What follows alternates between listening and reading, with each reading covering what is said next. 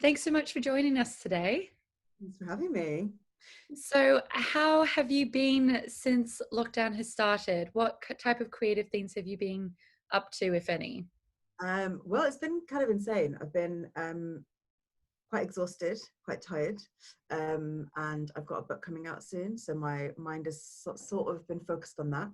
Yeah. As soon as we came into lockdown, we just finished the show at Vault, Santi and Naz. So I've been sort of coming off the back of that and trying to settle down and work out what I want to do creatively, and also trying to bring my energies back into it.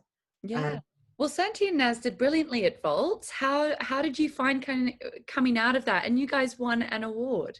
We did. We won a debut award at Vault. It was really fun. Me and Gloria and Amira co-wrote the play. It was nice to work collaboratively with another writer.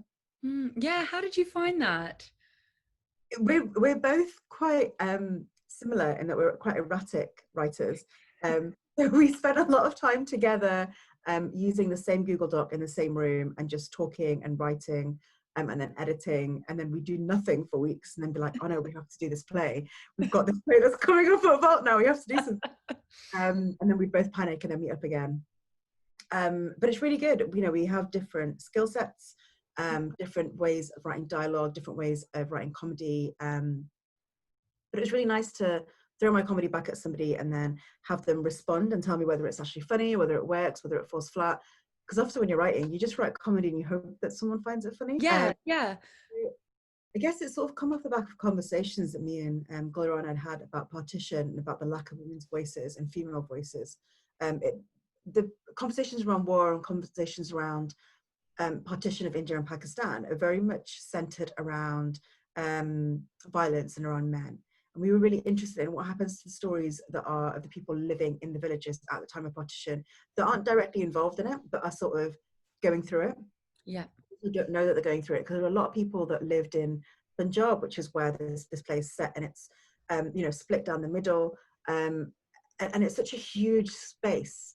But it's also like small little villages where you hear things on the grapevine, so you don't necessarily, kids wouldn't necessarily know what's happening politically, but they'll hear things. They'll sort of hear radio speeches, and there's a scene where both of the girls play around with being Muhammad Ali Jinnah and pretend being Gandhi, and they're just messing around because to them they're just all farts that trying to run countries and political jargon around. So they have a lot of fun with it, as you would do as kids. Yeah.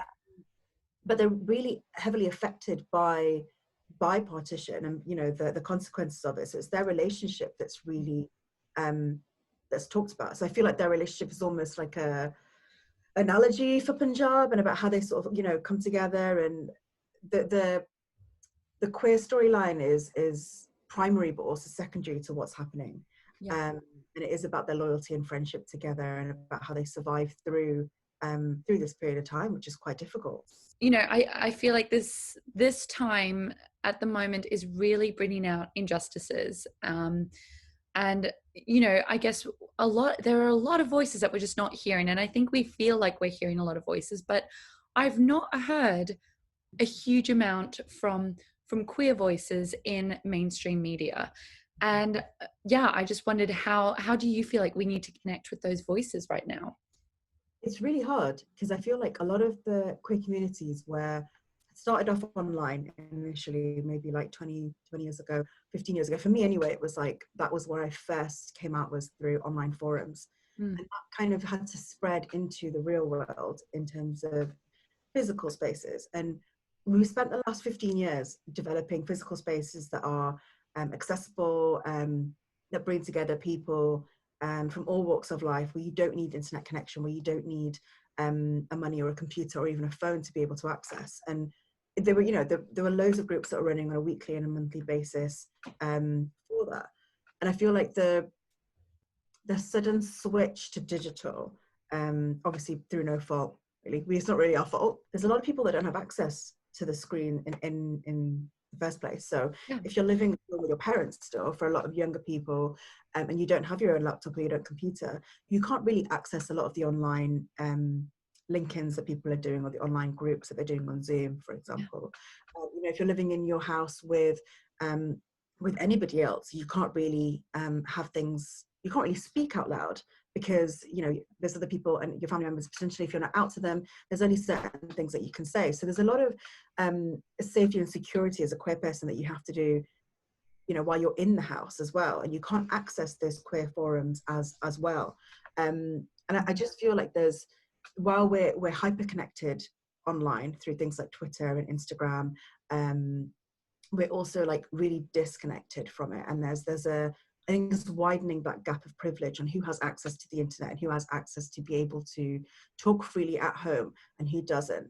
There's a lot of people, and I myself was one of them, where I felt like I couldn't be queer at home and I couldn't be loud about it. So the way that I would you know, come out in those spaces was to physically be outside of the house and be in different spaces. And that's how I formed my community, was, you know, meeting people and having coffee with them, having dinner with them.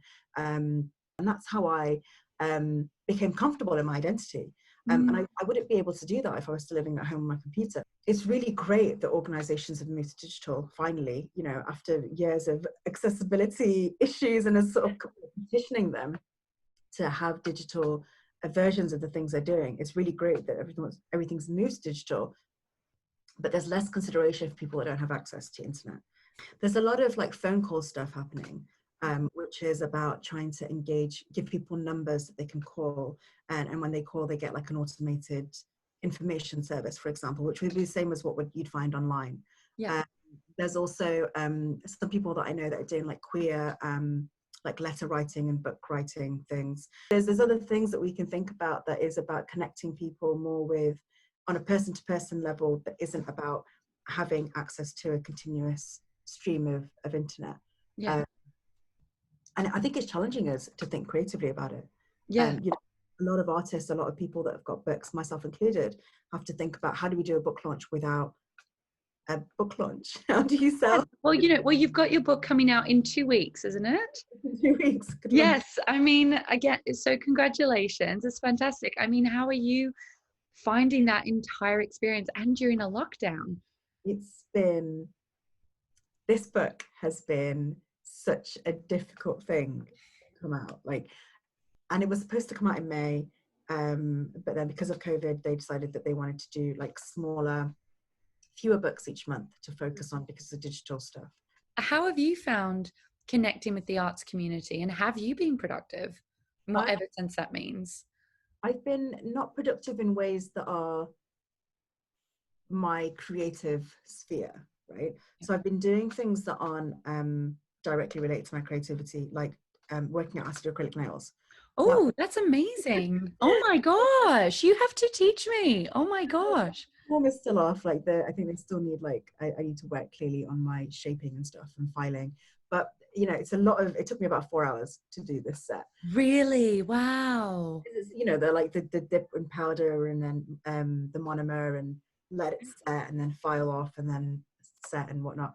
But that's a form for me of being creative that isn't my my passion, so writing or performing, right? And actually, for the first 2 months of lockdown, I spent a lot of time supporting other artists in writing bids for COVID-related emergency funds, so particularly Arts Council ones, particularly women of colour and people of colour.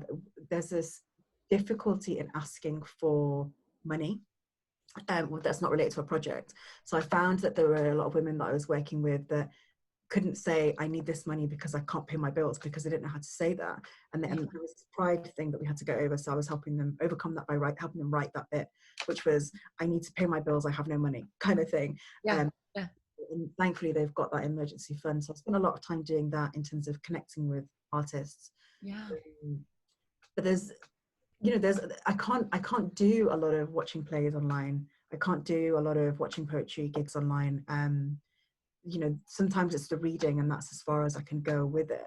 And that's mainly because of my screen exhaustion, the amount of time that I spend on my phone and my laptop. I worked out yesterday, I spend 38 hours a week on my mobile phone.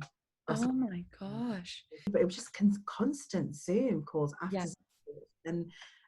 And I feel really connected, but so drained, because not only are you looking at other people, but you're having to look at yourself. Oh, this is so true. I mean, because you are always in the little square. Like even right now, as I speak to you, I'm a little square. And every now and again, like I'm looking at you and I'm like, oh, wait, hold on. I just gotta, okay. Yeah, I'm good now. I'm good now. Like we're not supposed to look at ourselves this much. I find that there's so much of that, of me looking at myself and trying not to look at myself and then catching myself and going, oh, what am I doing? And let me sit up straight. And so I'll sort of, someone will be talking and I'll be like, let me just, a weird moment where I was like, this is why I'm feeling so drained, because I'm like constantly on the go and I'm constantly like on my phone and taking in information. And Yeah. so things that really helped to simplify that are like archiving WhatsApp messages, where after a conversation's happened, I just archive and it's clean and it's clear. I don't have to take it in until a message or a notification comes in. Things like using WhatsApp Web, where I can just translate things from my computer straight up, so I don't have to even look at my phone. When a message comes through is really useful, because then just get distracted by someone messages, you get a notification saying so and so has retweeted your tweet, and you go, oh, I've not heard from so and so in a while. You click on their profile, you scroll down, and then 3 hours later you're still on Twitter. Yes. Like, I don't know how that really have no Arguing idea with some random.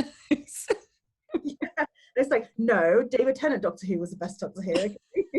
I don't know how I got to this place, but how are you finding this balance between dealing, making sure that you're okay during this pandemic, making sure that you are being creative or helping yourself with writing, but also being politically active? And you write about very political statements. Even love can be a very I think it's a very political statement.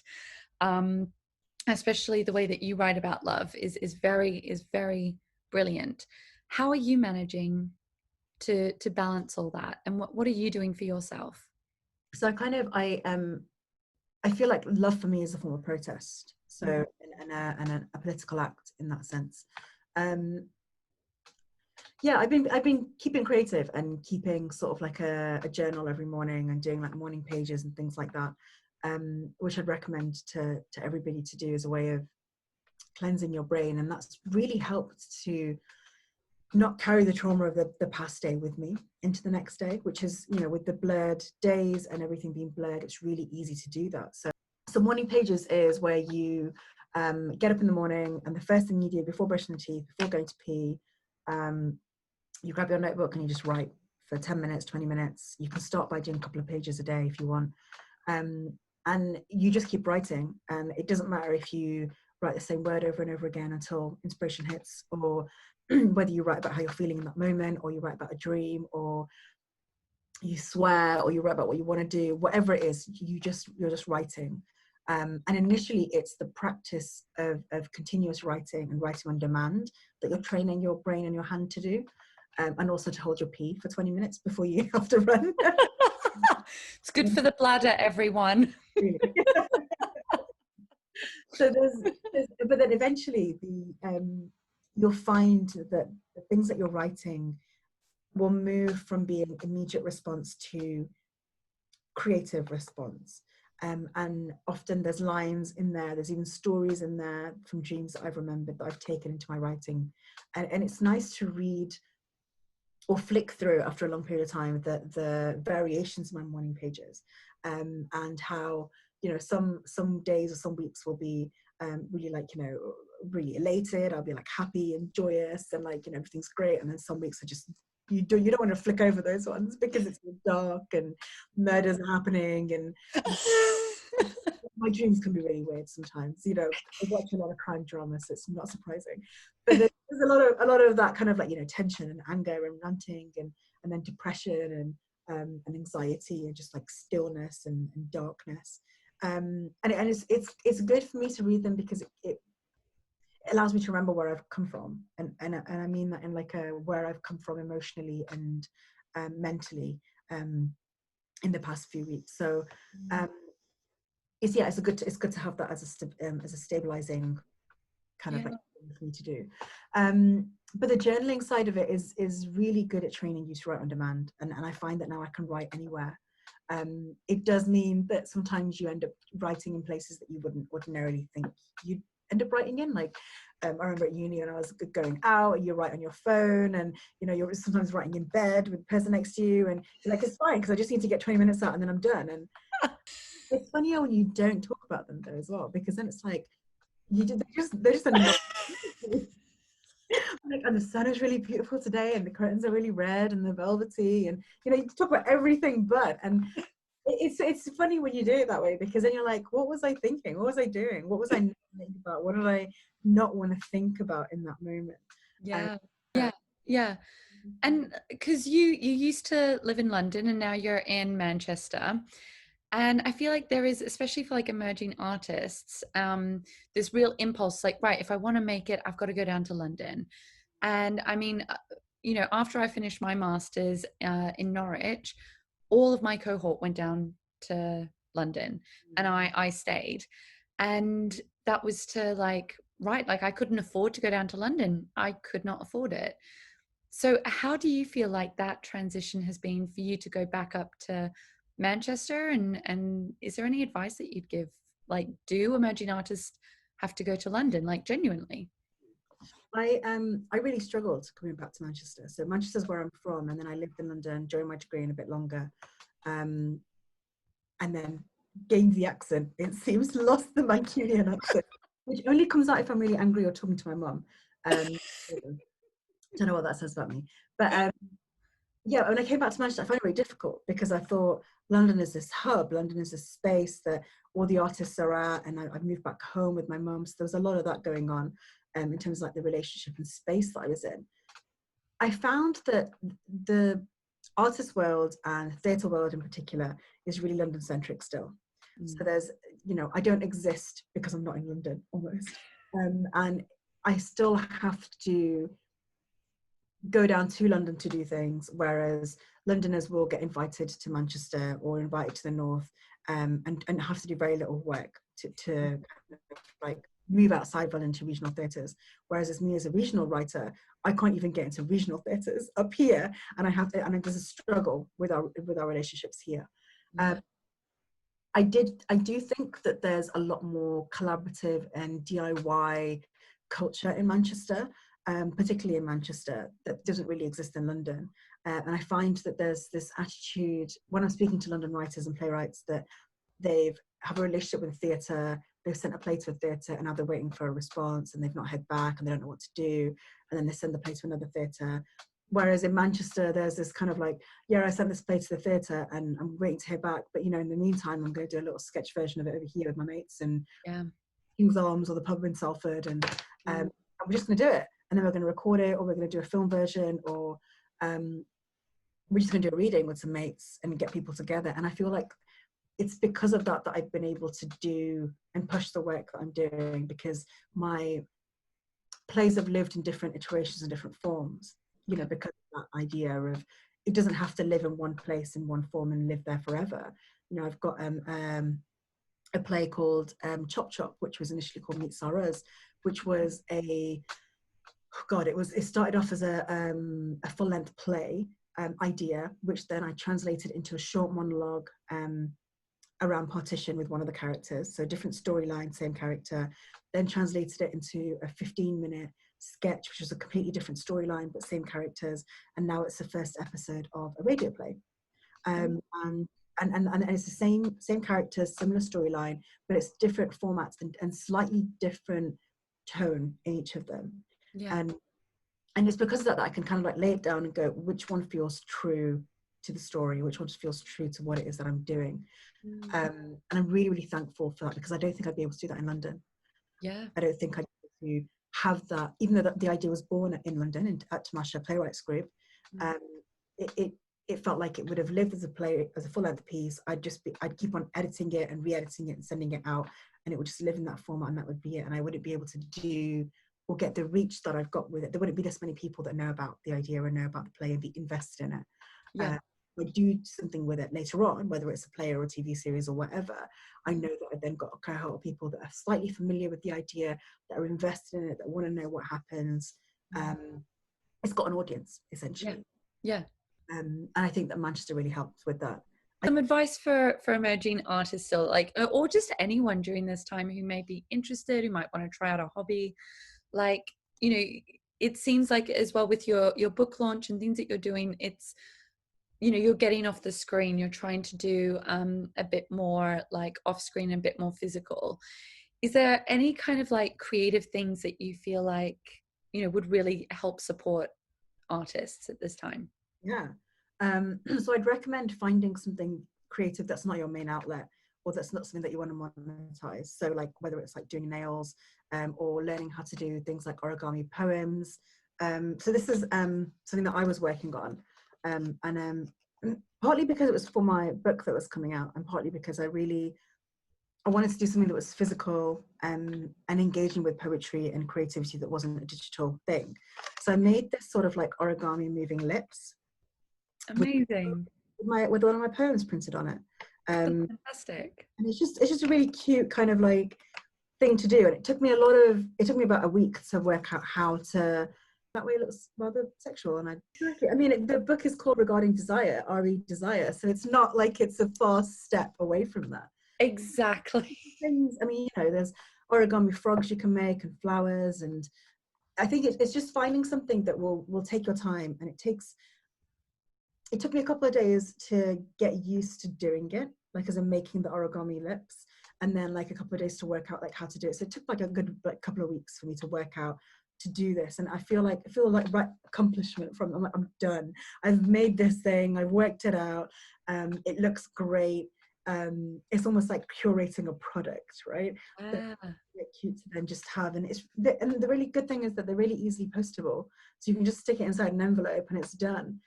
It's something physical, it's something tangible that you can do that isn't related to a screen, that isn't about trying to concentrate through, you know, blue light on something.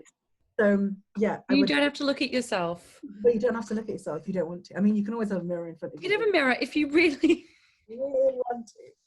But there's something about doing something creative that isn't your main outlet. And origami is not something that I'm ever going to be able to monetize. It's why I started letter writing, which is another thing that I'd really urge people that have the time and energy and even money to just buy a stamp to do, because it's really nice to write a letter.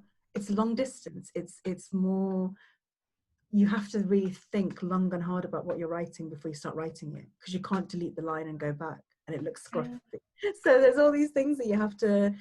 And then there's something really, I quite like the quaintness of receiving a letter in the post and it having like a little seal on the back. And I'm one of those nerds where I've got like wax seals and stamps. And Do you? That is, I've always wanted a wax seal. Always. I've always wanted it. I have a feather quill from Harry Potter. Yeah. Oh yeah, I have that, but I don't have a wax seal. Yeah, it's really fun. And then I really wanted to get my own like insignia printed, but then I was like, I don't know what I'm going to do for my insignia. I have to work this out. So if anyone's got any ideas on what to do for my insignia, tweet them at Afsha. We know where she's at. We know she's on Twitter. Just tweet at her. Yeah, I mean that's an idea. Maybe I could just do my Twitter at as like a Afshan DL in the little circle. It's like I might do that. There we go. You're welcome. What do I do? I don't have a house crest. We don't do that. Like, I'm from 2 different countries, so I can't even be. And I was born in Dubai and live here, so I can't even do like a world map type thing. You know, yeah. What do I do? So many ideas. But it's fun because it takes up energy. It takes up time, and yeah. I love it. It's kind of like going back to almost like Jane Austen times. It's like, right, we send a letter. I mean, that's how I write, though. You know, yeah. I hope this letter finds you in good health. What does that even mean? Like, you know, it has been 2 years. It has been so long since my last letter to you. I pray that your family are doing well in these trialing periods of our lives. And you tell me, darling, how is your sister?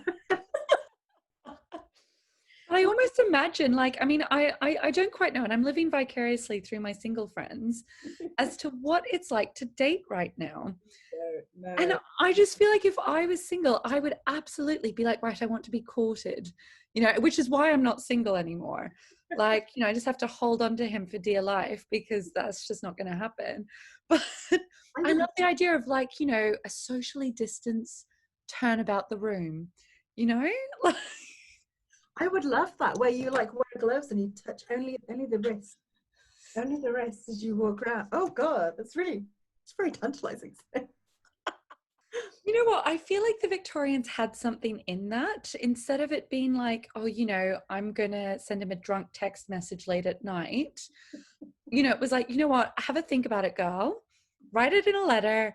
And then if you still feel like it the next morning, then send it. I mean, and also, you know, if you send letters, the chances of you getting a dick pic back are very few. So I would highly recommend it. It's really fun. I really enjoy writing letters. I would love to be courted through letter writing. I love it. I love it. Oh my gosh. Right. I feel like on that note, it has been an utter pleasure chatting with you. It's been so lovely. Thank you so much for all that insight into just everything. I feel like we've covered everything. We've saved the world today. Yes. Yes. You know, it's been really great talking to you and getting a lot off my chest as well. So thank you for listening and being there and holding that space. Thank you so much. And I hope to see you in person really soon. Crossed. See you later.